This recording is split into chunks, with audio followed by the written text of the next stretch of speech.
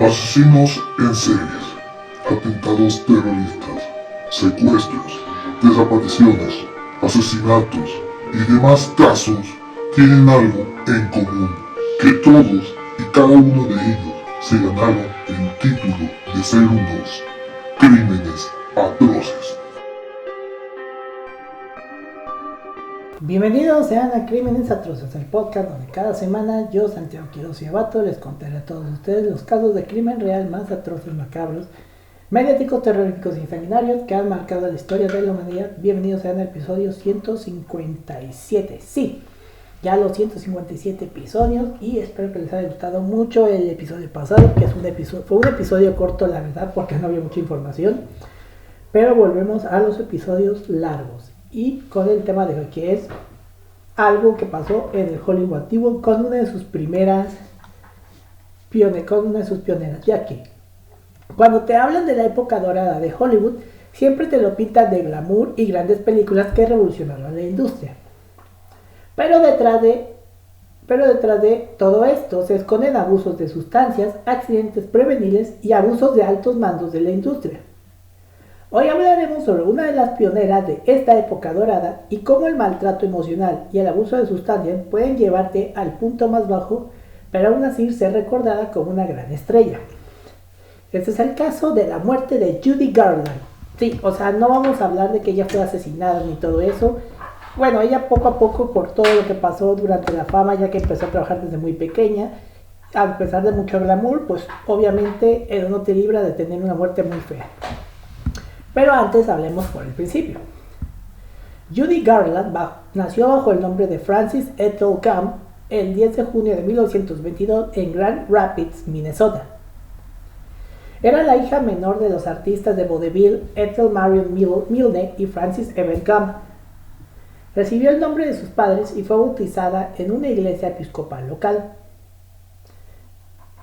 Sus padres se conocieron y se casaron en Wisconsin y luego se establecieron en Grand Rapids, donde operaban un cine que presentaba espectáculos de vodevil. Tenía una ascendencia irlandesa, inglesa, escocesa y hugonote. Baby, como la llamaban sus padres y hermanas, compartía el gusto de su familia por el canto y el baile. Su primera aparición fue a los 2 años cuando se unió a sus hermanas mayores, Mary Jane Gumb o Susie o Susan y Dorothy Virginia Gumb o Jimmy en el escenario del cine de su padre durante una función navideña para cantar el coro Jingle Bells. Las hermanas Gumb actuaron allí durante los años siguientes acompañadas por su madre al piano. La familia se mudó a Lancaster, California en junio de 1926, tras rumores de que su padre tenía inclinaciones homosexuales. Frank compró y operó como otro teatro en Lancaster, y Ethel comenzó a presentar a sus hijas y a trabajar para que participaran en películas. En 1928, las hermanas Gumb se matricularon en una escuela de baile dirigida por Ethel Meglin, propietaria de la compañía de baile Meglin Kiddles, y actuaron con la compañía en su función navideña anual. A través de Meglin Kiddles, las hermanas debutaron en el cine en un cortometraje titulado The Big Review del 29, en el que interpretaron un número de canto y baile titulado That's the Good Old Sunny South. A esto le siguieron apariciones en 2 cortometrajes de Vitaphone al año siguiente, de A Holiday in Storyland con el primer solo de Garland en pantalla y The Wedding of Jack and Jill. Después aparecieron juntas en Bubbles en el 30, y su última aparición en pantalla fue en un cortometraje de Technicolor de la Metro-Goldwyn-Mayer titulada La Fiesta de Santa Bárbara. El trío ya había recorrido el circuito de vodevil como The Gumb Sisters durante muchos años, cuando actuaron en el Teatro Oriental de Chicago con George Jessel en 1934. Jessel animó al grupo a elegir un hombre más atractivo después de que Gumb provocara risas en el público. Según la leyenda teatral, su actuación fue anunciada erróneamente en un teatro de Chicago como The Glum Sisters. Existen varias historias sobre el origen del apellido Garland. Es que Jessel lo creó en honor al personaje de Caroline Lombard Lily Garland en la película 20th Century de 1934, que se proyectaba en el Oriental de Chicago. Otra es que las chicas eligieron el apellido en honor al crítico teatral Robert Garland. La hija de Garland, Lorna Love, declaró que su madre eligió el nombre cuando Jessel anunció al trío que el trío, cito, lucía más bonito que una guirnalda de flores. En un especial de televisión filmado en Hollywood durante el estreno de Ha nacido una estrella en el Teatro Pentagues el 29 de septiembre de 1957, Jessel declaró, cito, creo que debería decirles a todos que fui yo quien le puso a Judy Garland el nombre de Judy Garland. No es que hubiera cambiado nada, no se podría haber ocultado ese gran talento si lo hubiera llamado Tel Aviv Windsor Show, ¿saben? Pero su nombre cuando la conocí era Frances Gumm, y no era el tipo de nombre que una gran actriz tan sensible debería tener. Así que la llamamos Judy Garland y creo que es una combinación de Helen Hayes, Al Hollison y quizás Lenny Lynn y Sarah Bernhardt. Bueno, esto según lo que pasó. Una explicación posterior surgió cuando Jessel fue invitado al programa de televisión de Garland en 1963. Dijo que le había enviado a la actriz Judith Anderson un telegrama con la palabra Garland y que se le quedó grabada. Sin embargo, Garland le preguntó a Jessel momentos después de si la historia era cierta y él respondió alegremente, cito, no. A finales de 1934, las hermanas Gumm cambiaron su nombre a las hermanas Garland. Poco después, Frances cambió su nombre a Judy, inspirada en una canción popular de Hoagy Carmichael.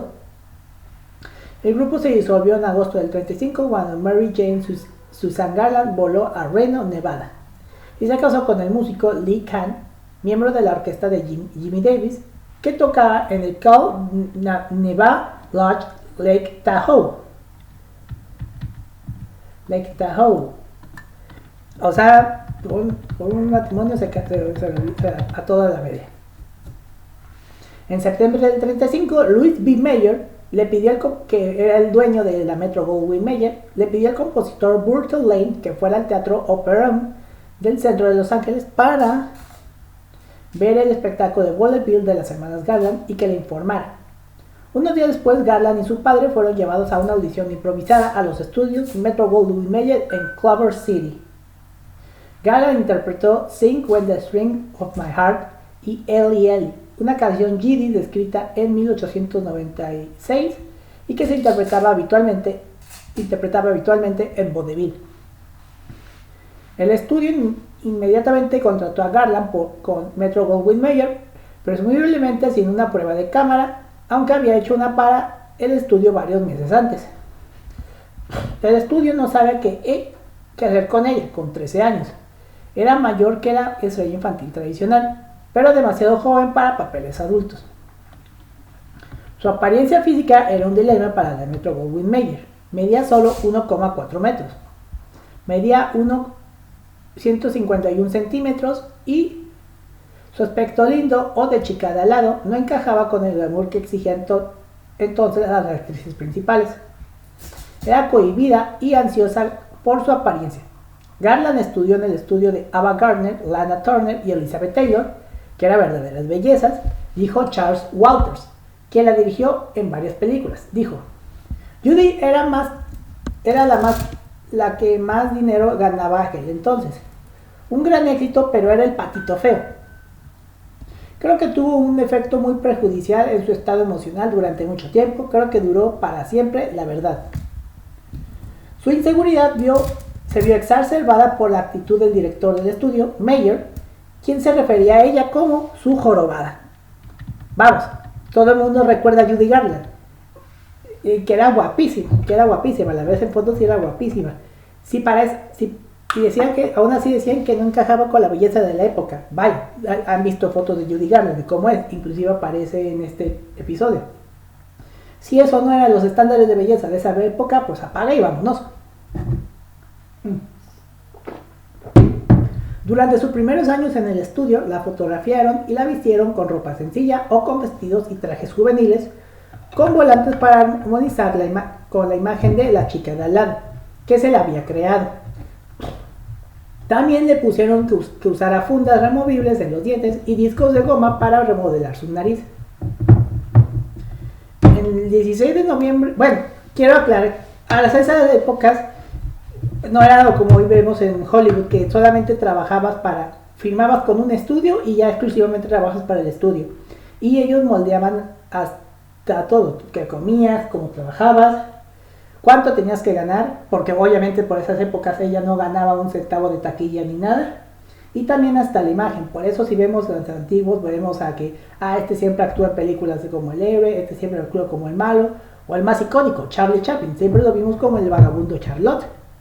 Sí, no es como ahora que ya todos los actores cobran un porcentaje de la taquilla, trabajan con el estudio que quieren y ya no hay que contratos exclusivos. Esto era una antigua práctica de la época que ya no se hace.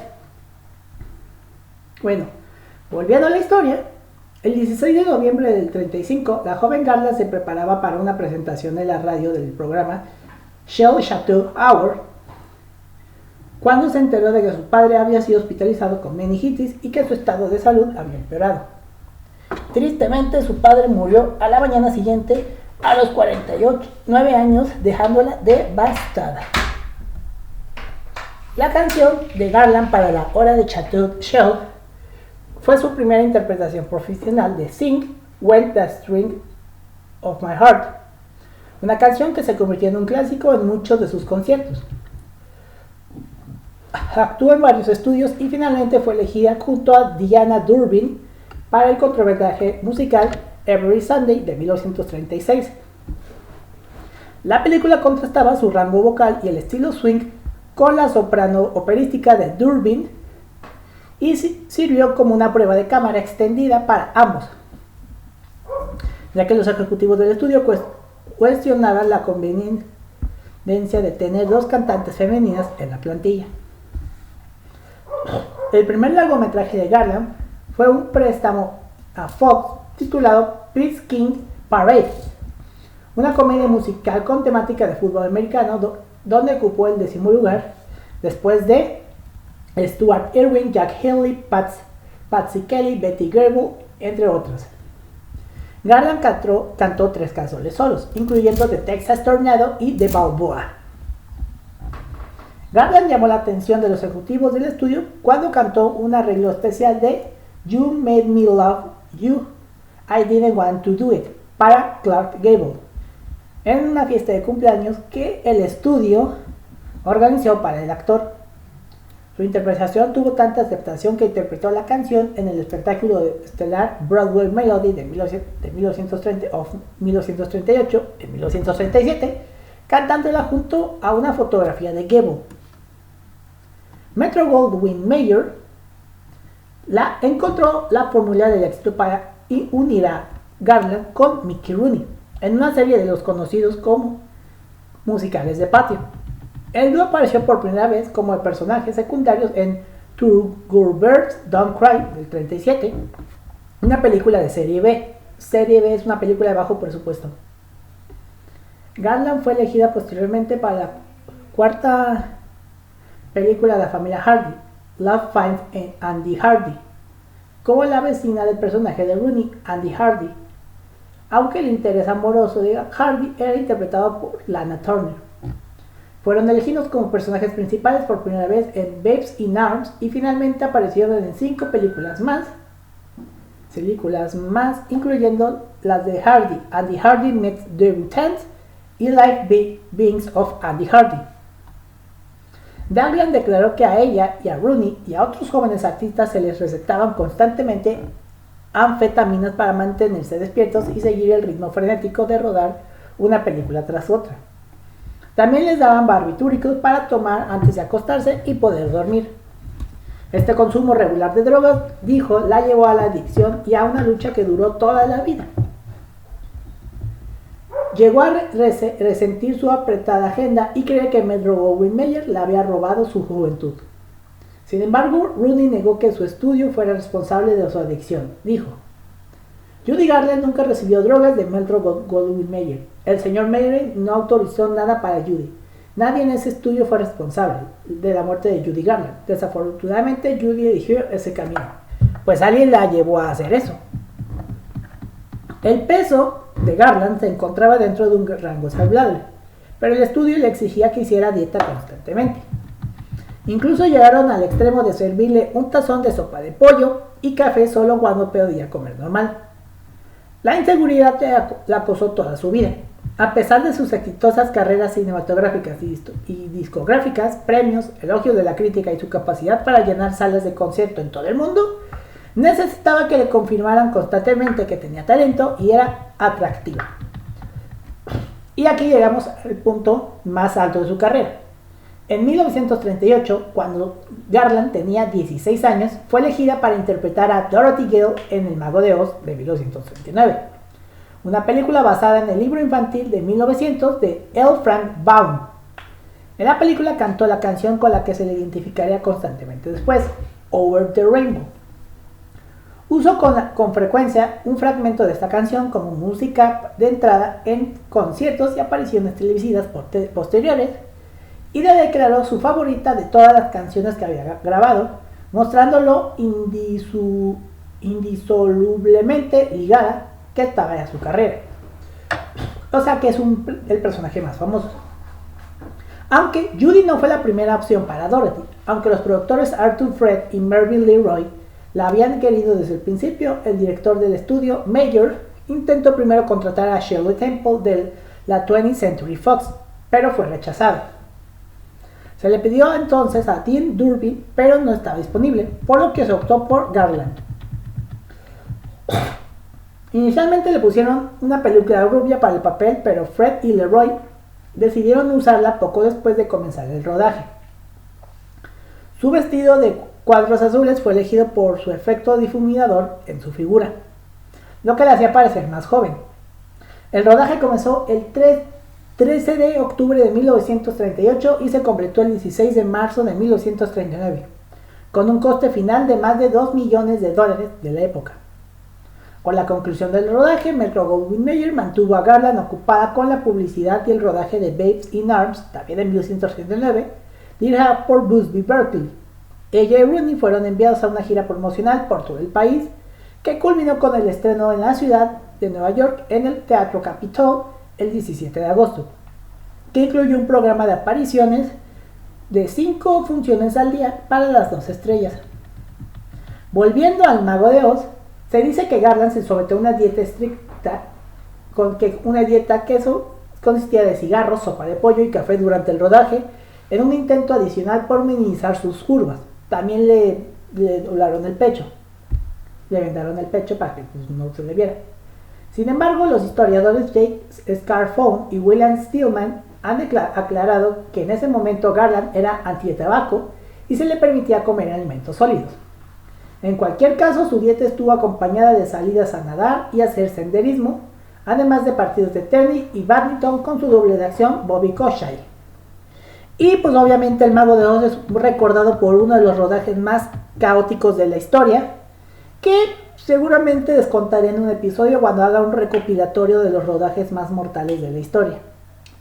Bueno, volviendo al Mago de Oz, fue un tremendo éxito de la crítica, aunque su alto presupuesto y costos de promoción estimados de $4 millones, junto con los menores ingresos generados por las entradas con descuentos para niños, significaron que la película no generó ganancias hasta su reestreno en la década de 1940.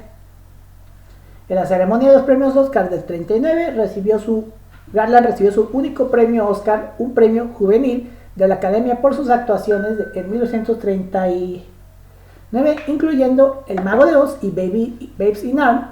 Fue la cuarta ganadora del premio, así como la única de los 12 actores en recibir uno. Después del Mago de Oz, Garland fue una de las actrices más rentables de los Estados Unidos. Garland protagonizó 3 películas estrenadas en 1940: Andy Hardy Met's debutante, Strike of the Band y Little Nellie Kelly. En esta última interpretó su primer papel adulto, un doble rol de madre e hija. Little Nellie Kelly fue adquirida a George M. Conham como vehículo para mostrar tanto su atractivo para el público como su apariencia física. El papel fue un reto para ella, ya que requirió el uso de acento, su primer beso adulto y la única escena de muerte de su carrera. Su coprotagonista George Murphy consideró el beso vergonzoso, comentando que se sentía como un campesino con una niña desposada. Jergas de la época y que se sigue usando hasta la época. Durante esa época, siendo aún adolescente, Garland experimentó su primer romance serio con el director de orquesta Artie Shaw. Estaba profundamente dedicada a él y quedó devastada cuando él se fugó con Lana Turner a principios de 1940. A principios de la década de los 40, Garland comenzó una relación con el músico David Rose, quien era 12 años mayor que ella. Él le propuso matrimonio en su 18º cumpleaños, a pesar de estar casado con la actriz y cantante Martha Raye. Metro-Goldwyn-Mayer desaprobó la relación, por lo que él y Garland acordaron esperar un año para permitir que su divorcio se hiciera efectivo. Recordando que el estudio también decidía con quién tendría que salir. Durante ese tiempo, Garland tuvo un breve romance con el compositor Johnny Mercer. Después de su ruptura con Mercer, Garland y Rose se casaron el 27 de julio de 1941, cuando ella tenía solo 19 años. Los medios de comunicación calificaron la relación de una auténtica rareza. Garland y Rose se mudaron a una casa en Bel Air, Los Ángeles, donde Rose tenía espacio para construir trenes en miniatura en el patio de trasero. Aunque su vida en común fue inicialmente agradable, la Metro-Goldwyn-Mayer seguía desaprobando la relación y supuestamente intentó separarlos, temiendo, al igual que la madre de Garland, que la relación arruinara la imagen de Garland. En el 41, mientras Garland estaba embarazada del hijo de Rose, abortó por insistencia de su madre y los ejecutivos del estudio. Según Woman's World, Rose incluso mostró hostilidad hacia Garland. La pareja acordó una separación de prueba en enero del 43 y se divorciaron al año siguiente, en el 44. En su siguiente película, For Me and My Gal, del 42, Garland actuó con Gene Kelly. Gene Kelly, el de Singing in the Rain o Cantando bajo la lluvia, en su primera aparición en pantalla. Recibió un tratamiento de glamour de Presenting Lily Mars, donde lució vestidos de adulta. Su cabello aclarado también estaba recogido con estilo. Sin embargo, por muy glamurosa o hermosa que pareciera en pantalla o en fotografías, nunca se sintió segura de su apariencia ni escapó de la imagen de chica de al lado que el estudio le había creado. El mismo año sufrió un segundo aborto al quedar embarazada durante una aventura con el actor Tyrone Power. Una de las películas más exitosas de Garland para la Metro-Goldwyn-Mayer fue Meet Me in St. Louis, en el que presentó 3 clásicos: The Trolley Song, el de Ding Ding Ding Ding, The Boy Next Door y la clásica navideña Have Yourself a Little Merry Christmas. Esta canción que ha sido coveriada hasta el cansancio por artistas como Mariah Carey, Michael Bublé, Sabrina Carpenter, Frank Sinatra, así, ya que esta canción fue escrita originalmente y la cantó Garland. Así que, tristemente, sí, les arruiné una canción navideña clásica. Cuando escuchen Have Yourself a Little Merry Christmas, piensen en Judy Garland. Esta fue una de las primeras películas de su carrera que le brindó la oportunidad de ser una atractiva protagonista.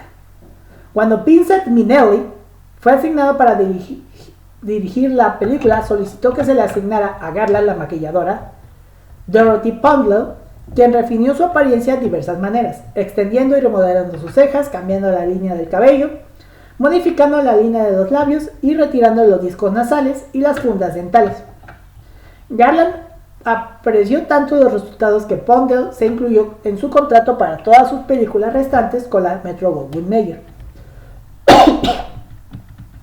Por la misma época, Garland tuvo un breve romance con el actor y director de cine Orson Welles, el de Las Guerras de los Mundos y el Ciudadano Kane, quien entonces estaba casado con la actriz Rita Hayworth.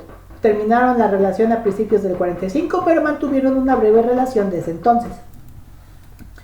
Durante el rodaje de Meet Me in St. Louis, Garland y Minnelli tuvieron algunos conflictos iniciales, pero entablaron una relación y se casaron el 15 de junio de 1945. El 12 de marzo de 1946 nació su hija, la también famosa actriz Liza Minnelli. El reloj, de 1945, fue la primera película dramática de Garland con Robert Walker como protagonista masculino. Aunque la película recibió elogios de la crítica y fue rentable, la mayoría de los cinéfilos esperaban que cantara. No volvió a actuar en un papel dramático sin voz durante muchos años. Otras películas suyas durante este periodo incluyeron The Harvey Girls del 46, en la que presentó la canción ganadora del Oscar, Oddly Atkinson, Topeka and the Santa Fe, Ziegfeld Folly del 46 y Till the Cloud Rolled By del 46 también. Durante el rodaje de la película El Pirata, Garland sufrió una crisis nerviosa y fue internada en un sanatorio privado. Pudo completar el rodaje, pero en julio del 47 hizo su primer intento de suicidio, haciéndose pequeños cortes en las muñecas con un brazo roto. Durante este periodo pasó 2 semanas en tratamiento en el centro Austen Riggs, un hospital psiquiátrico de Stockbridge, Massachusetts. El Pirata fue estrenada en mayo del 48. Fue la primera de las películas de Garland en no obtener ganancias desde El Mago de Oz. Las principales razones de su fracaso fue su coste, el aumento del gasto en los retrasos del rodaje mientras Garland estaba enferma y la reticencia del público en general a aceptarla en una película sofisticada. Tras su trabajo en El Pirata, coprotagonizó la primera y única vez con Fred Astaire, quien sustituyó a Gene Kelly tras su fractura de tobillo en Easter Parade. Fue el musical más taquillero de Hollywood ese año, en 1948. Emocionada por la enorme recaudación de taquilla de Easter Parade, la Metro-Goldwyn-Mayer inmediatamente unió a Judy Garland y a Astaire en Berkeley of Broadway. Durante el rodaje inicial, Garland tomaba somníferos barbitúricos recetados, además de pastillas con morfina obtenidas ilegalmente. Por aquella época también desarrolló un grave problema con el alcohol. Estos problemas, combinados con migrañas, le hicieron perder varios días seguidos de rodaje. Tras ser informada por su médico de que solo podía trabajar en periodos de 4 a 5 días, con largos periodos de descanso entre ellos, el ejecutivo de la Metro-Goldwyn-Mayer, Arthur Fred, decidió suspenderla el 18 de junio del 48 y fue reemplazada en la película por Ginger Rogers.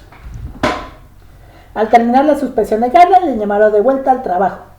Interpretó 2 canciones como invitada en la película biográfica de Rogers y Hart, Palabras y Música, en el 48, que fue su última aparición en pantalla con Mickey Rooney. A pesar del talento estelar, Palabras y Música apenas cubrió los gastos de taquilla. Tras recuperarse durante su suspensión, Garland pudo trabajar en regresar a la Metro-Goldwyn-Mayer en otoño del 48 para sustituir a Jules Allison en el musical In the Good Old Summertime del 49, coprotagonizada por Van Johnson. Aunque ya Garland llegó tarde al estudio durante el rodaje de esta película, logró terminarla 5 días antes de lo previsto. Su hija Liza debutó en el cine a los 2 años y medio al final de la película. In the Good Old Summertime fue un éxito rotundo en taquilla.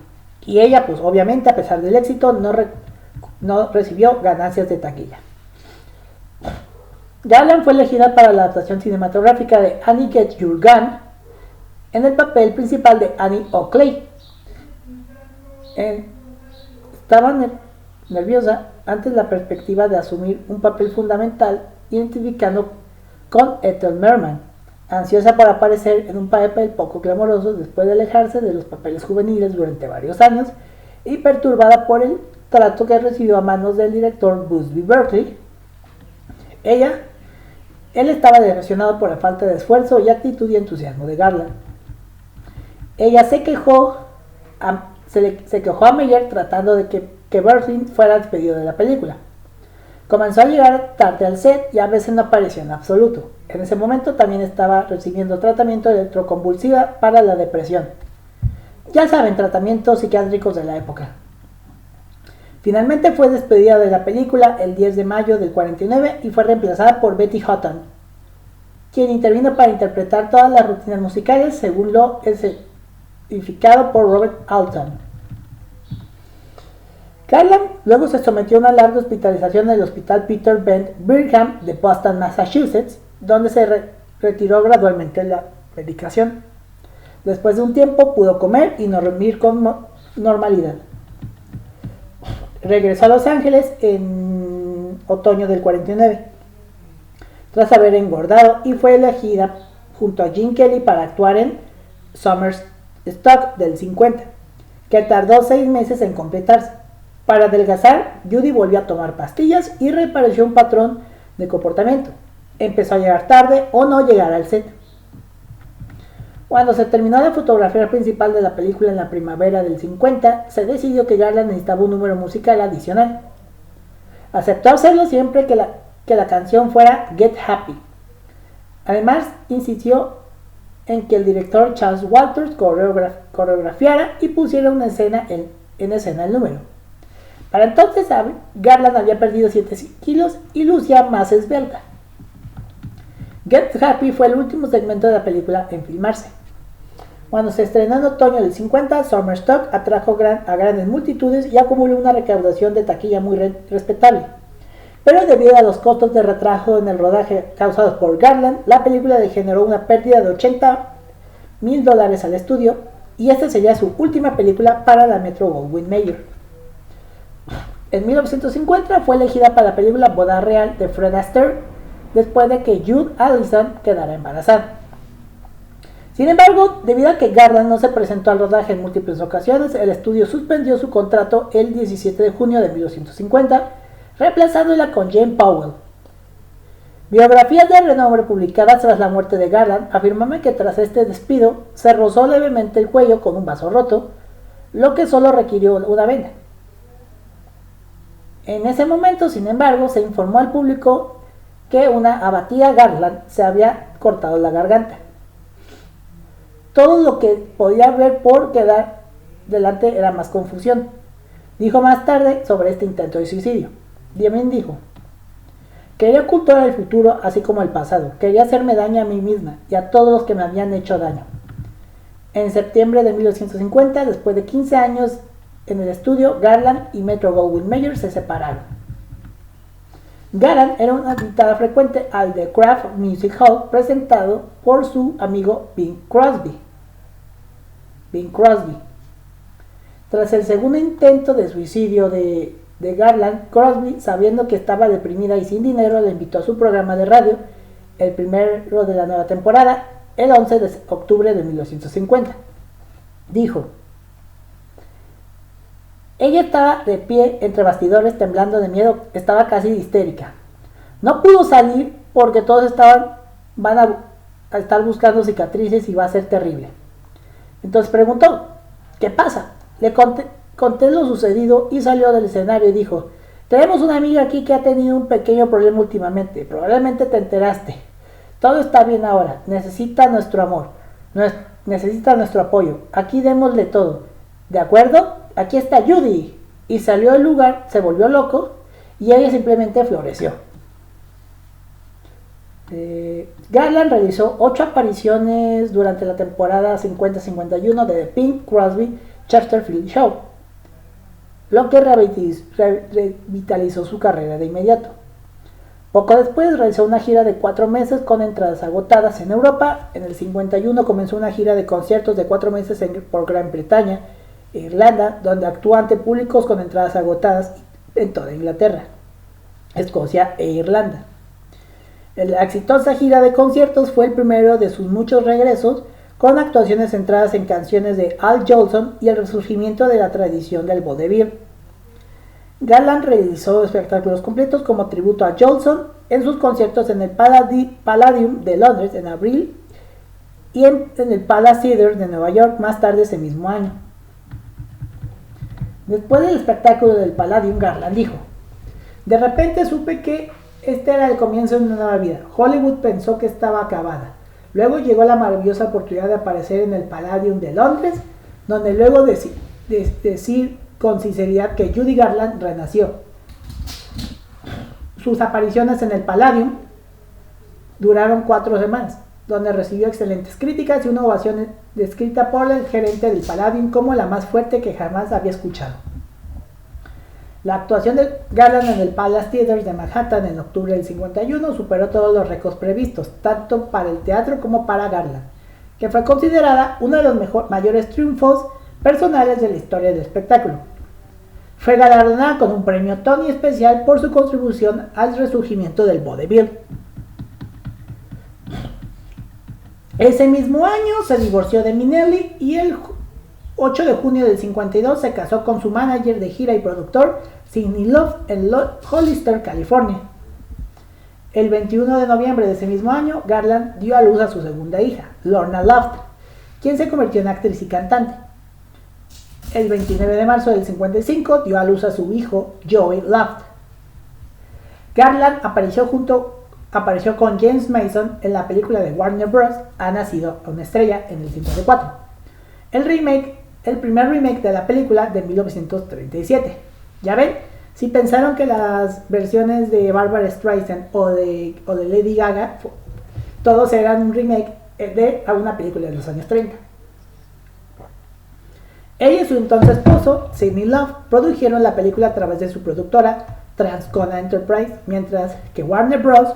Proporcionó la financiación, las instalaciones de producción y el equipo.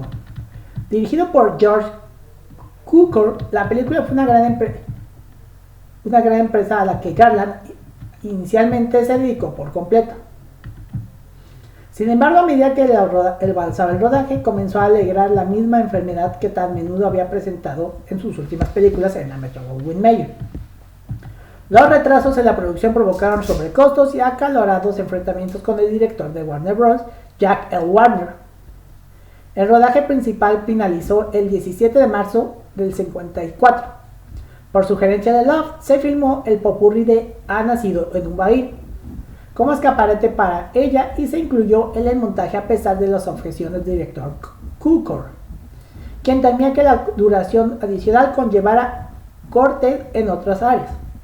La película se completó el 29 de julio. Tras su estreno mundial el 29 de septiembre del 54, la película fue aclamada por la crítica y el público. Antes de su estreno se redujo la edición por orden de Jack Warner, ya que los operadores del cine, preocupados por perder dinero porque solo podían tener 3 o 4 funciones al día en lugar de 5 o 6, presionaron el estudio para que hicieran cortes adicionales.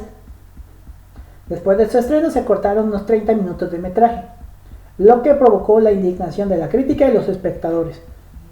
Aunque la película seguía siendo popular, atrayendo a grandes multitudes y recaudando más de 6 millones de dólares durante su primer estreno, A Star is Born no recuperó sus costos y terminó perdiendo dinero. Como resultado, la posición financiera segura que Garland esperaba de las ganancias no se materializó. Transcona no hizo más películas con Warner. Garland fue nominada al premio de la Academia a la Mejor Actriz y en vísperas de la edición número 27 de los premios de la Academia se esperaba que ganara por Ha nacido una estrella. No pudo asistir a la ceremonia porque acababa de dar a luz, por lo que el equipo de televisión se instaló en su habitación del hospital con cámaras y cables para transmitir su esperado discurso de aceptación. Sin embargo, el Oscar lo ganó Grace Kelly por The Country Girl de ese año, del 54. El equipo de cámara se retiró antes de que Kelly pudiera siquiera llegar al escenario. Groucho Marx, un famoso comediante de la época, le envió un telegrama a Garland después de la ceremonia de premios, declarando que su pérdida era el mayor robo desde Prince. Time clasificó su actuación como casi el mejor espectáculo unipersonal de la historia del cine moderno. Sin embargo, Garland ganó el Globo de Oro a la mejor actriz en un musical por su papel. Las películas posteriores de Garland Ha nacido una estrella incluyen El juicio de Nuremberg del 61, por la que fue nominada al Oscar y al Globo de Oro a la mejor actriz de reparto, el largometraje animado Guy Puri del 62 y Un niño en espera del 63 con Burt Lancaster. Su última película fue I Could Go On Singing del 63 con Dick Wolfgang. A partir de 1955, Garland apareció en varios especiales de televisión. El primero fue el episodio debut de The Fourth Star Jubilee, que fue la primera transmisión a color a gran escala en CBS y un éxito de audiencia, con una clasificación Nielsen de 34.8. Firmó un contrato de 3 años por $300,000 con la cadena. Sin embargo, solo se emitió un especial adicional, una edición de concierto en vivo en el Teatro General Electric en el 56. Relación entre Love y CBS se rompió debido a una disputa sobre el formato de los próximos especiales. En 1957, Garland actuó durante 4 semanas en The New Frontier Hotel del Strip de Las Vegas por un salario de $55,000 estadounidenses semanales, lo que la convirtió en la artista mejor pagada de Las Vegas en ese momento. A pesar de un breve episodio de laringitis cuando Jerry Lewis la sustituyó en una actuación mientras ella observaba desde una silla de ruedas, sus actuaciones allí tuvieron tanto éxito que su temporada se extendió una semana más. Más tarde ese año, regresó al Palace Theatre, escenario de su triunfo en el 51. Se inauguró en septiembre, una vez más, con excelentes críticas y aclamación popular. En noviembre del 59, Garland fue hospitalizada tras ser diagnosticada con hepatitis aguda. Durante las siguientes semanas le drenaron varios litros de líquido que había recibido el alta en enero del 60. Aún estando delicado, los médicos le dijeron que probablemente le quedaran 5 años o menos de vida y que incluso si sobrevivía quedaría semi-inválida y nunca volvería a cantar.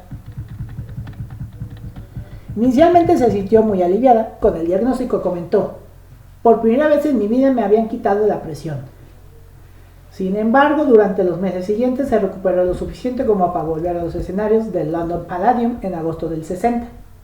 Se sintió tan acogida por los británicos que anunció su intención de mudarse definitivamente a Inglaterra. A principios del 60, Garland firmó un contrato con Random House para escribir su autobiografía. El libro se titularía The Judy Garland Story, una colaboración con Fred F. Fieldhouse. Recibió un anticipo de $30,000 para su uso estadounidenses y ella y Fieldhouse grabaron conversaciones sobre su vida para su uso en la producción de un manuscrito. Garland trabajó en su autobiografía de forma intermitente durante la década de los 60, pero nunca la terminó. Fragmentos de su autobiografía inacabada se incluyeron en la biografía de 2014, Judy Garland on Judy Garland Interviews and Encounters, de Randy L. Schmidt. Su concierto en el Carnegie Hall el 23 de abril del 61 fue un momento culminante, considerado por muchos como la noche más memorable de la historia del espectáculo. El álbum de 2 discos, Judy at the Carnegie Hall, fue disco de oro y permaneció 95 semanas en las listas de Billboard, incluyendo 13 semanas en el número 1. Ganó 4 premios Grammy, incluyendo Álbum del Año, Mejor Voz Femenina del Año, Mejor Portada de Álbum y Mejor Contribución de Ingeniería. En el 61, Garland y CBS resolvieron sus disputas contractuales con la ayuda de su nuevo agente, Freddie Field, y negociaron una nueva ronda de especiales. El primero de The Judy Garland Show, que se emitió el 25 de febrero del 65, con invitados como Frank Sinatra y Dean Martin. Tras este éxito, CBS le hizo una oferta de $24 millones a Garland para una serie de televisión semanal propia llamada The Judy Garland Show, que la prensa de la época consideró el mayor acuerdo de talento en la historia de la televisión. Aunque ya en 1955 había declarado que nunca haría una serie de televisión semanal, se encontraba en una situación financiera precaria a principios de la década de los 60. Tenía una deuda de cientos de miles de dólares con el Servicio de Impuestos Internos, el IRS, por no haber pagado impuestos de 1951 y 52, y el fracaso de A Star is Born significó que no recibió nada de esa inversión. Tras un tercer especial, Judy Garland y sus invitados, Phil Silvers y Robert Goulet, la serie semanal de Garland se estrenó el 29 de septiembre del 63. El show de Judy Garland recibió elogios de la crítica, pero por diversas razones, incluida su emisión en el mismo horario que Bonanza de la NBC, el programa solo duró una temporada y fue cancelado en el 64 tras 26 capítulos. A pesar de su corta duración, la serie fue nominada a 4 premios Emmy, incluyendo el de mejor serie de variedad. Durante esta época, Garland mantuvo una aventura de 6 meses con el actor Glenn Ford. El biógrafo de Garland, Gerald Clark, el hijo de Ford, Peter, la cantante Mel Torme y su esposo Sid Love escribieron sobre el romance en sus perspectivas de biografías. La relación comenzó en 1963 mientras Garland presentaba su programa de televisión.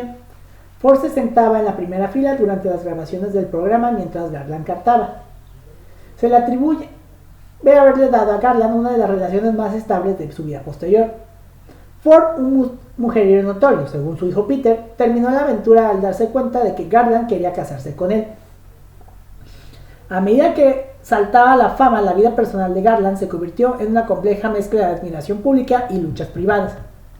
Su carrera, si bien estuvo repleta de actuaciones legendarias, a menudo se vio eclipsada por sus constantes problemas con la autoestima, las adicciones y la salud mental, agravados por las exigentes expectativas de Hollywood. Garland se casó 5 veces y tuvo 3 hijos: Liza Minnelli con el director Vincent Minnelli y Lorna Love y Joy Love con el productor Sidney Love. Sus relaciones fueron a menudo turbulentas, influenciadas por su intensa fama y desafíos personales. A pesar de sus dificultades, Garland mantuvo un profundo vínculo con sus hijos, quienes desarrollarían una conexión con la industria del entretenimiento, entre ellos Liza Minnelli. Su resiliencia ante las adversidades, sumada a su inmenso talento, le aseguraron un lugar duradero en la cultura popular y un legado que perdurará. En el 63, Garland demandó a Sidney Love por crueldad mental. También afirmó que él la había golpeado repetidamente mientras bebía y que había intentado arrebatarle a sus hijos a la fuerza. Había solicitado el divorcio de Love en varias ocasiones, incluso en 1956, pero se reconciliaron en cada ocasión. Tras la cancelación de su serie de televisión, Garland volvió a los escenarios. Regresó al London Palladium en noviembre del 64, actuando con su hija Liza Minnelli, que entonces tenía 18 años. El concierto, una de sus últimas apariciones en el recinto, también se emitió en la cadena de televisión británica ETV. Garland también apareció como invitada en The Ed Sullivan Show y The Tonight Show. Empezó a ser presentadora invitada en un episodio de The Hollywood Palace con Vic Damone y fue invitada de nuevo para un segundo episodio en 1966 con Van Johnson como invitado. Pero problemas de comportamientos pusieron fin a sus apariciones en ese programa. Una gira por Australia en el 64 también terminó mal. Los 2 primeros conciertos de Garland en Sydney se celebraron en el estadio de Sydney porque ninguna sala podía acoger a la multitud que deseaba verla. Ambos resultaron bien y recibieron críticas positivas. Sin embargo, su tercera actuación en Melbourne comenzó con una hora de retraso, lo que enfureció a las 7,000 personas que la atendieron.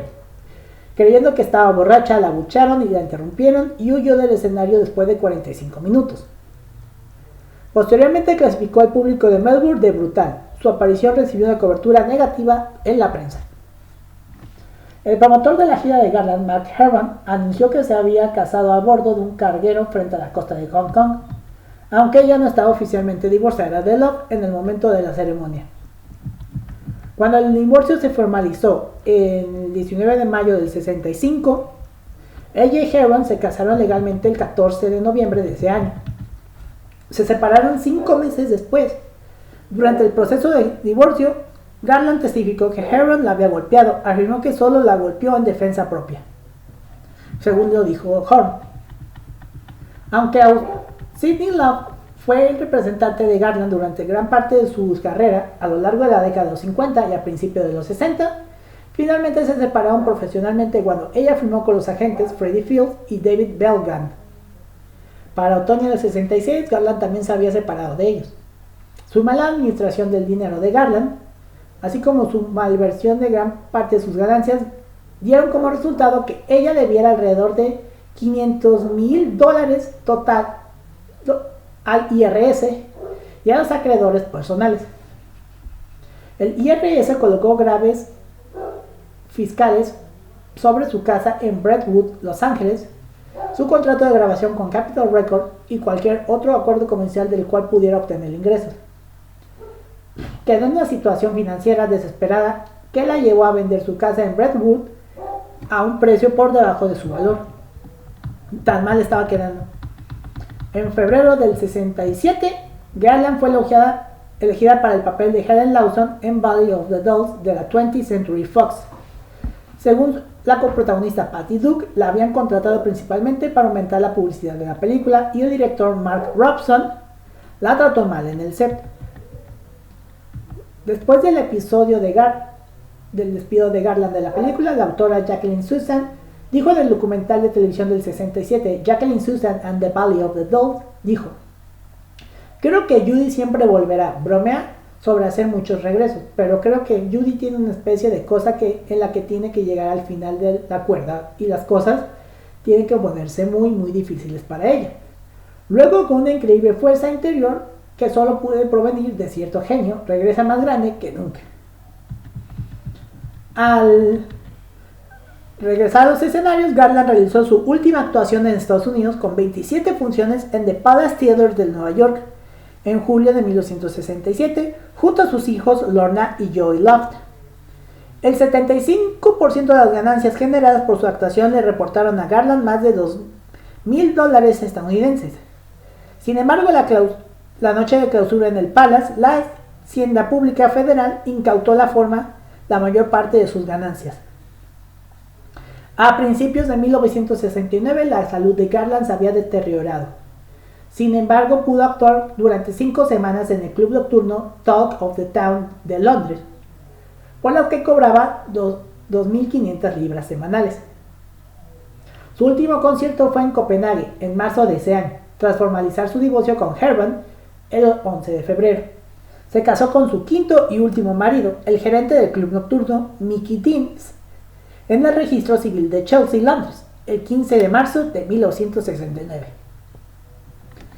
El 22 de junio de 1969, Deans encontró a Garland muerta en el baño de su casa alquilada en Cadonga Lane, Belgravia, Londres. Tenía 47 años.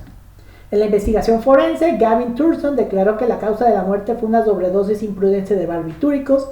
Su sangre contenía el equivalente a 10 cápsulas de Seconal de 1,5 gramos. Thurston enfatizó que la sobredosis no fue intencional y que no había evidencia de que surgiera que ella había tenido la intención de suicidarse.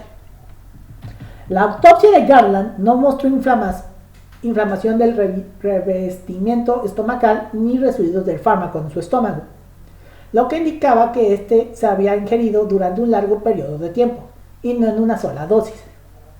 Su certificado de defunción declaró que su muerte fue accidental, entre comillas. En apoyo de la causa accidental, el médico de Garland señaló que se encontró una receta de 25 pastillas barbitúricas medio vacía junto a su cama y otro frasco de 100 pastillas barbitúricas seguía sin abrir. Un especialista británico asistió a la autopsia de Garland. Declaró que, no obstante, estaba viviendo con el tiempo prestado debido a la cirrosis, aunque una segunda autopsia realizada posteriormente no relevó evidencia de alcoholismo ni cirrosis. Como comentó su coprotagonista de El Mago de Oz, Ray Bogler, en su funeral, dijo: "Simplemente se agotó". Tras embalsamar el cuerpo de Garland y vestirlo con el mismo vestido de seda gris que lució en su boda con Deans, Mickey Deans viajó con sus restos a Nueva York el 26 de junio de 1969, donde aproximadamente 20,000 personas hicieron filas para presentar sus respetos en la funeraria Frank E. Campbell en Manhattan. Permaneció abierta durante toda la noche para dar cabida a la multitud desbordante. Al día siguiente, su coprotagonista de Ha nacido una estrella, James Mason, pronunció un panegírico en el funeral, un servicio episcopal dirigido por el reverendo Peter Delaney, de la iglesia parroquial de St. Marylebone, Londres, quien había oficiado su matrimonio con Deans 3 meses antes. Se prohibió la entrada al público y a la prensa. El gran don de Judy, dijo Mason. En su panegírico, dijo, era que podía arrancar lágrimas de corazones de piedra. Con tanta riqueza y generosidad que no había moneda con la que pagarle. Ay. Garland fue enterrada en una cripta en el mausoleo comunitario del cementerio Ferncliff de Hartsdale, Nueva York, una ciudad a 49 kilómetros al norte del centro de Manhattan. Sin embargo, a petición de sus hijos, sus restos fueron desenterrados en enero del 2017 y reenterrados ya hace 9 años y reenterrados a 4.500 kilómetros de distancia en todo el país en el cementerio Hollywood Forever en Los Ángeles.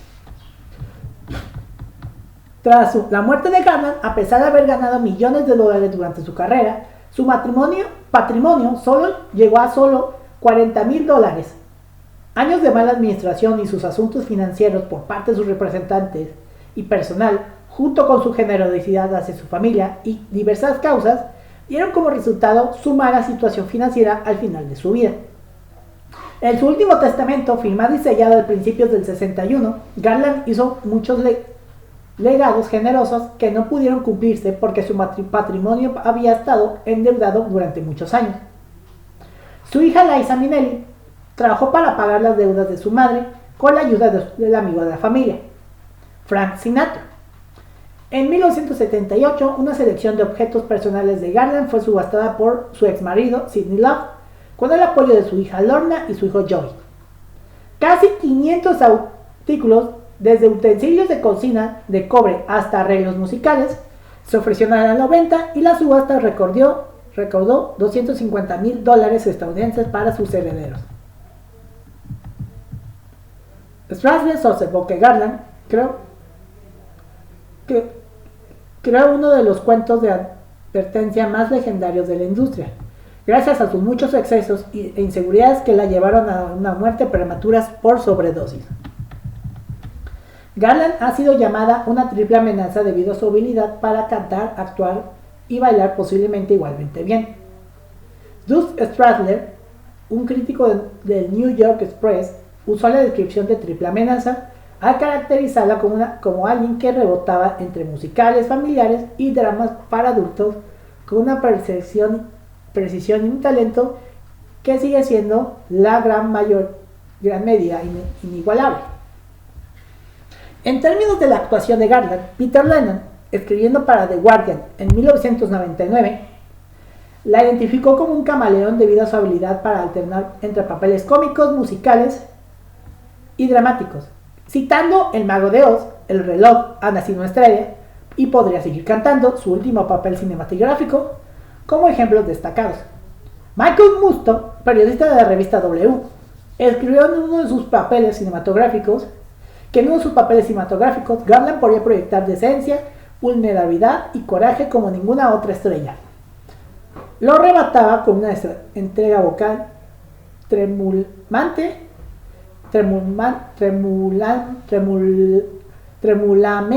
hermoso que podía derretir incluso al troll más endurecido. Para cuando falleció en 1969, Garland había aparecido en más de 35 películas. Se le ha considerado una de las grandes figuras del entretenimiento y su reputación ha perdurado. En 1992, Gerald Clark de Architectural Digest la calificó como probablemente el artista estadounidense más grande del siglo XX.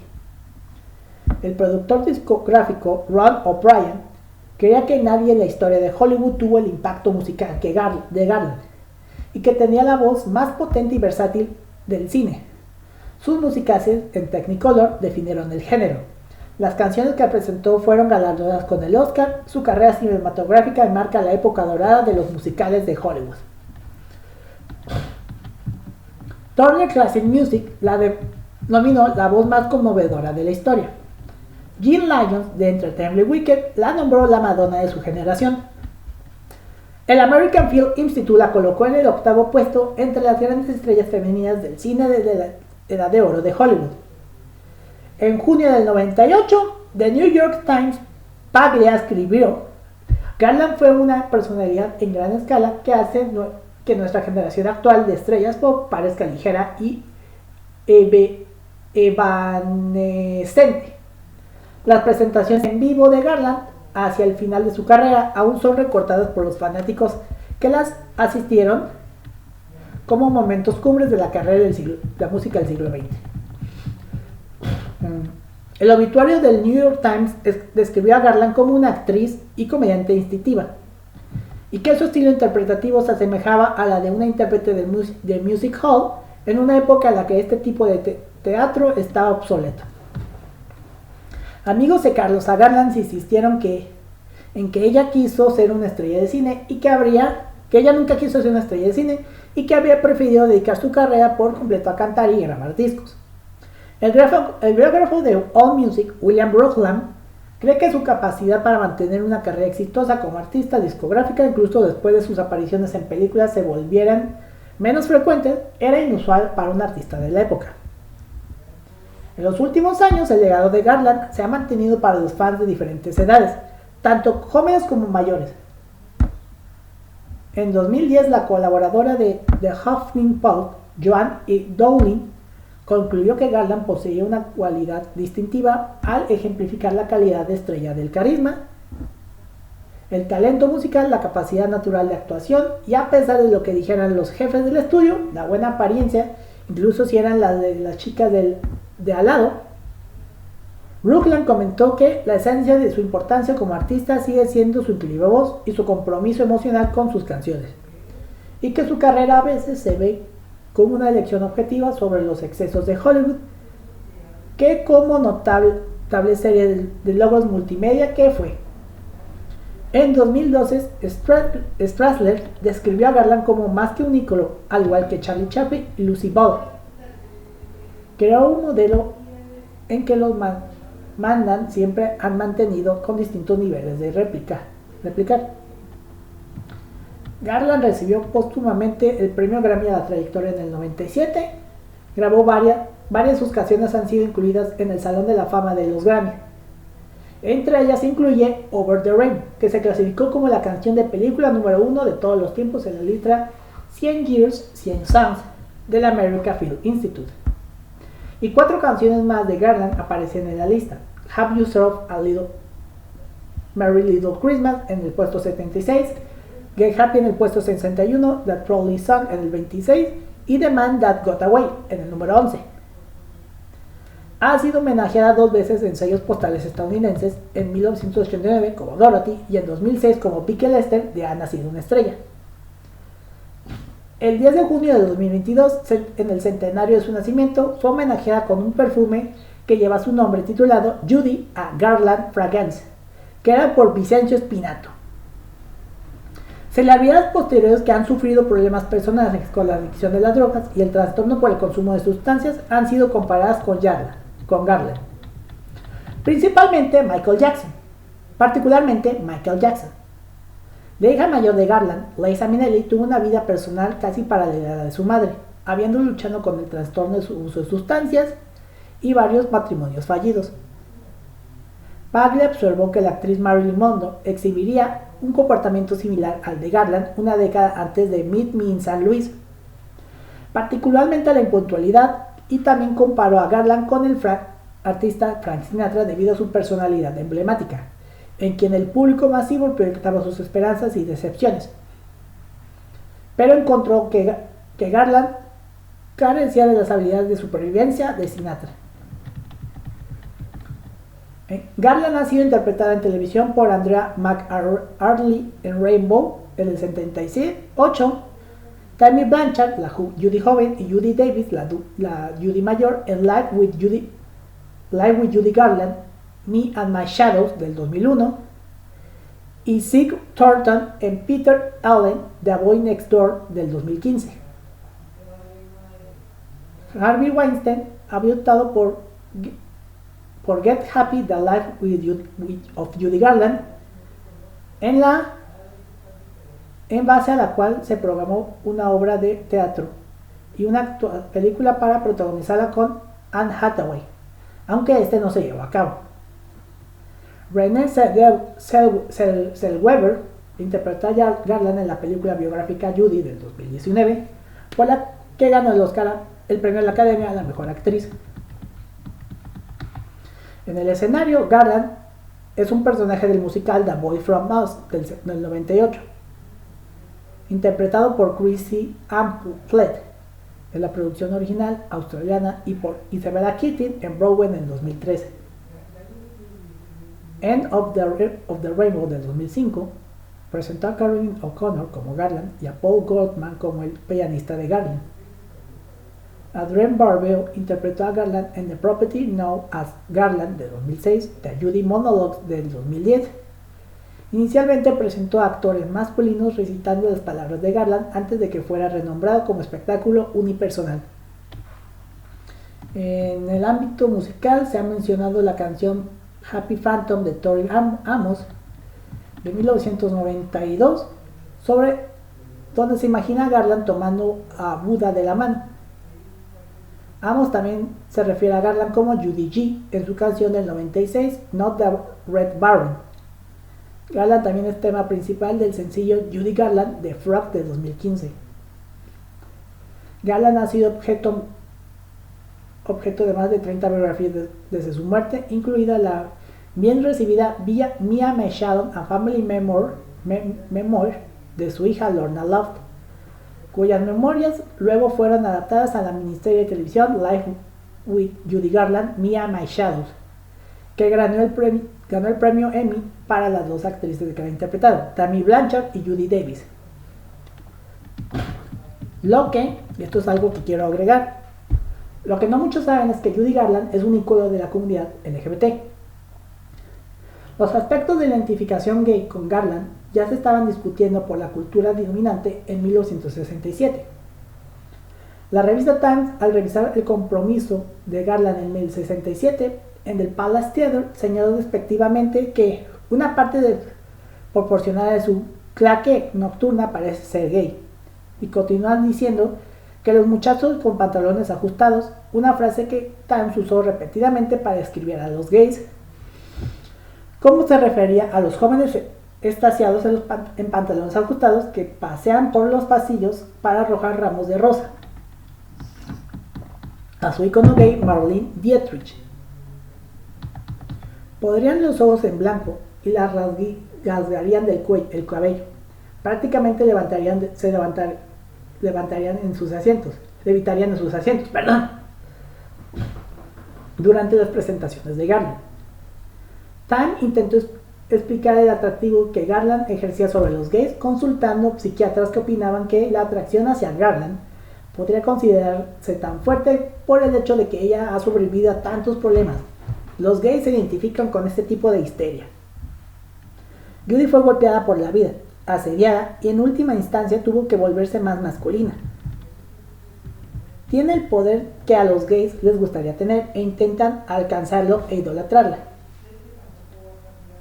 El escritor William Goldman, en un artículo para la revista Esquire sobre el mencionado compromiso del Palace Theatre, nuevamente desprecia a los gays presentes, repudiándolos como maricones que revolotean parloteando estúpidamente. Sin embargo, después de avanzar también en esta teoría de la figura trágica, sugiere por primera vez que si los gays tienen un enemigo es la edad, y Garland es permanentemente joven, más allá del arco iris. Agregó, cito, los gays tienden a identificarse con el sufrimiento. Son un grupo perseguido y entienden el sufrimiento. Y también lo hace Garland. Ella atravesó el fuego y sobrevivió a todos los tragos amargos y al divorcio, a todas las píldoras y a los hombres, a todas esas cargas pesadas y siguió adelante. Hermanos y hermanas, ella lo sabe. Al hablar sobre el atractivo del camp Judy Garland, el estudioso del cine gay Richard Dyer ha definido el camp como un modo característico gay para mantener valores, imágenes y productos de la cultura dominante a través de la ironía, la exageración, la trivialización, la teatralización, la burla ambivalentes sobre lo serio y lo respetable. Garland Scamp afirma que ella es imitable, su apariencia y sus gestos son copiables a los actores de una drag queen. Él la clasifica de común y en sus primeras películas Camp para la Metro-Goldwyn-Mayer en su seriedad fallida y su estilo posterior maravillosamente exagerado. Otra conexión entre Garland y la comunidad LGBT incluye el término en jerga amigo de Dorothy, que probablemente se deriva del papel de Garland como Dorothy Gale en El Mago de Oz, y que se convirtió en una frase en código usada por los gays para identificarte entre sí. El viaje de Dorothy desde Kansas a Oz reflejó los deseos de muchos gays de escapar de las limitaciones del blanco y negro, de la vida de los pueblos pequeños, a grandes ciudades coloridas, llenas de personajes extravagantes y de género desviado que les darían la bienvenida. En la película Dorothy acepta de inmediato a aquellos que son diferentes a ella, incluyendo a León Cobarde, en una actuación muy camp de Bert Lahr. El león se identifica a sí mismo a través de la canción como un marica y se exhibe estereotipadamente amanerado como gay, o al menos afeminado. El león es visto como un ejemplo codificado de Garland, conociendo, aceptando a un gay sin ningún cuestionamiento. Recordemos, para la época de Garland, ser homosexual era algo terrible para la época. En el documental de 2001, Memories of Oz, el director de cine de culto, abiertamente gay y satírico social John Waters habla sobre cómo veía, siendo niño, El Mago de Oz.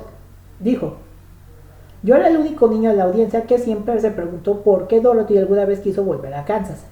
¿Por qué quería regresar a Kansas, a esa triste granja blanco y negro, con una tía que vestía mal y me parecía malvada, cuando podía vivir con unos zapatos mágicos, monos alados y leones gays? Nunca lo entendí.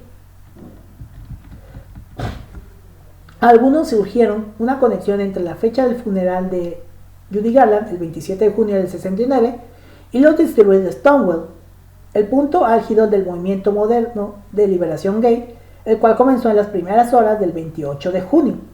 Cosa, pues, es una conexión muy extraña. En una entrevista de 2009, el historiador gay David Carter afirma que esta conexión es falsa y que se basa en una referencia burlona a los disturbios por parte de un escritor anti-gay de The Village Voice al día siguiente. Algunos observadores de los disturbios afirman que la mayoría de los involucrados no eran de los que pierden el sueño por los discos de Judy Garland o de los que se asienten a sus conciertos en el Carnegie Hall.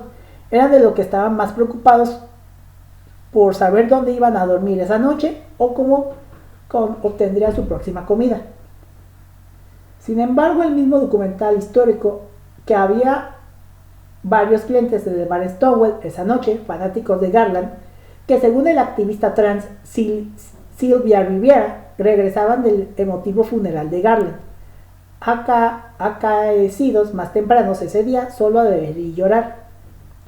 Rivera dice que, de hecho, había una sensación en el aire de que algo sucedería esa noche. Creo que la muerte de Judy Garland realmente nos ayudó a que las cosas salieran de control. Ciertamente había conciencia y cariño por Garland entre los clientes del Stonewall Inn, que fue un bar que fue icónico en Estados Unidos, bueno, en Nueva York, que creo que lo van a quitar. Debido a que el bar no se encontraba con un permiso para vender licor, se hizo pasar el alcohol con botellas de un club al que los clientes debían registrarse. Muchos usaban seudónimos y Judy Garland estaba entre los más populares. Más allá de la verdad del asunto, la conexión Garland-Stonewall persiste y ha sido llevada al cine en el largometraje Stonewall de Nigel Finch sobre los eventos que llevaron a los disturbios. El personaje principal, Bostonia, aparece de luto viendo el funeral de Garland por televisión y luego se niega a apagar su tocadiscos, donde suena una canción de Garland durante una redada policial declarando: Judy se queda. La revista Time presumiría décadas después que la hija de Garland, Lorna Love, señala la conexión con orgullo, diciendo que su madre era una gran defensora de los derechos humanos y que la propia Garland había considerado apropiado los disturbios. Otra conexión, esta me lo salté, es la bandera del arco iris, símbolo de la comunidad LGBT, que pudo haber sido inspirada en parte por la canción de Garland, Over the Rainbow, o Más allá del arco iris. La interpretación de la canción de Garland de esta canción ha sido descrita como el sonido del closet, hablando a los hombres gays cuya imagen presentaba sus propias vidas públicas de una manera no acorde a su verdadero ser interior, algo intolerable para la sociedad dominante. El padre de Judy Garland y otras personas importantes en su vida también fueron gays. Al parecer, Frank Gumb seduciría o al menos buscaba la compañía de hombres muy jóvenes o adolescentes mayores, y luego se mudaría a otro lago cuando le dijeron que se fuera o antes de que descubrieran sus actividades sexuales. Se rumoreaba también que el segundo esposo de Garland, Vincent Minnelli, era bisexual encerrado en el closet y que su cuarto esposo, Mark Herman, tuvo una relación duradera con un compañero actor, Henry Bardem, que solo fue interrumpida brevemente por su matrimonio con Garland. Desde el comienzo de su carrera en Hollywood, a Garland le gustaba visitar bares gays con amigos abiertamente gay como Roger Atkins, Charles Walters y George Cukor, para disgusto de sus agentes en la Metro-Goldwyn-Mayer.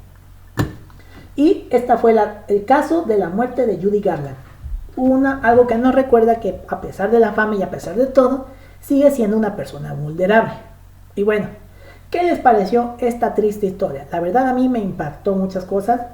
Si quieren un análisis más profundo de cómo Judy Garland fue la vida de Judy Garland, les recomiendo seguir a una influencer, se llama Farid Dierk, que tiene un canal de YouTube llamado Dierk Doc, que son como documentales de personajes y otras cosas, y tiene una de Judy Garland. Les recomiendo mucho ese video, que ese video fue inspiración para este episodio. Y síganos en redes sociales, estamos en Instagram como @crimenesatrocespodcast y en Twitter como @crimenesatroces.